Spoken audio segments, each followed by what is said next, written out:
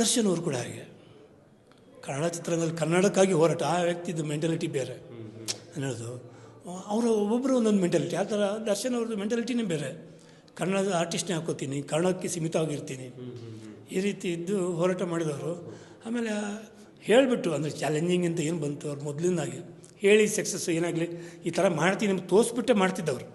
ಇವತ್ತು ಆ ರೀತಿ ಮಾಡಿದರು, ಗೆದ್ದು ತೋರಿಸಿದ್ರು. ಏನೋ ಒಂದು ಕೆಟ್ಟ ಗಳಿಗೆ ಈ ಮನುಷ್ಯನಿಗೆ ಇರ್ತದೆ, ಆ ಥರ ಬಂದು ಇವತ್ತು ಈ ಥರ ಆಗಿದೆ ಅವರಿಗೆ. ದುಃಖದ ವಿಷಯ ಅದು. ದುಃಖದ ವಿಷಯಕ್ಕಿಂತ ಕನ್ನಡ ಚಿತ್ರರಂಗ ಏನು ಗೊತ್ತಾ, ಒಳ್ಳೆಯ ನಟ ಅವರು. ಚಿತ್ರರಂಗಕ್ಕೆ ಅಗತ್ಯ ಇದೆ. ಶಿವಣ್ಣ ನಮ್ಮ ಕನ್ನಡ ಚಿತ್ರರಂಗಕ್ಕೆ ಎಷ್ಟು ಅಣ್ಣವ್ರ ಮನೆಯಿಂದ ಎಷ್ಟು ದೊಡ್ಡದಾಗಿ ನೋಡ್ಕೊತಾ ಇದ್ದಾರೆ ಶಿವಣ್ಣ ಕನ್ನಡ ಚಿತ್ರರಂಗವನ್ನು. ಹಾಗೆ ಉಪೇಂದ್ರ ಆಗಲಿ, ನಮ್ಮ ಸುದೀಪ್ ಅವರಾಗಲಿ, ಇವರೆಲ್ಲ ಸಾಧನೆ ಮಾಡಿದ್ದಾರೆ. ಚಿತ್ರರಂಗ ಕನ್ನಡ ಚಿತ್ರರಂಗ ಇವಾಗ ಎತ್ತಿ ಹಿಡಿತಿದ್ದಾರೆ. ಅದರಲ್ಲಿ ಚಾಲೆಂಜಿಂಗ್ ಸ್ಟಾರ್ ದರ್ಶನ್ ಹೇಗೆ ಅಂದರೆ ಕನ್ನಡ ಕಲಾವಿದರನ್ನ ಬಿಟ್ಕೊಡೋದಿಲ್ಲ.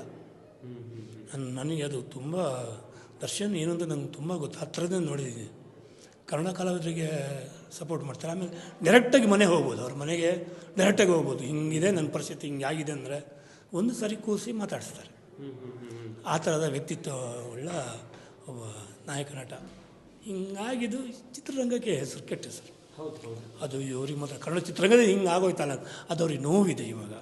ಅಯ್ಯೋ ನನ್ನಿಂದ ಹಿಂಗಾಗಿದೆ. ಅದಕ್ಕೆ ನಾವೆಲ್ಲ ಅವರನ್ನು ಅಲ್ಲಿ ಹೋಗಿ ನೋಡೋಕ್ಕೆ ಜಾಸ್ತಿ ತೊಂದರೆ ಕೊಡೋಕ್ಕೆ ಹೋಗ್ತಾಯಿಲ್ಲ.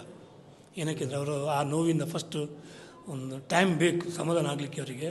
ಅದು ಎಲ್ಲೋ ಒಂದು ಕಡೆ ಅಜಾಗರೂಕತೆಯಿಂದ ಆಗಿರುವಂಥ ಇದು ಘಟನೆ ಸ್ವಲ್ಪ ಟೈಮ್ ಬೇಕು ಅವರಿಗೆ ಅದರಿಂದ ಹೊರಗೆ ಬರಲಿಕ್ಕೆ.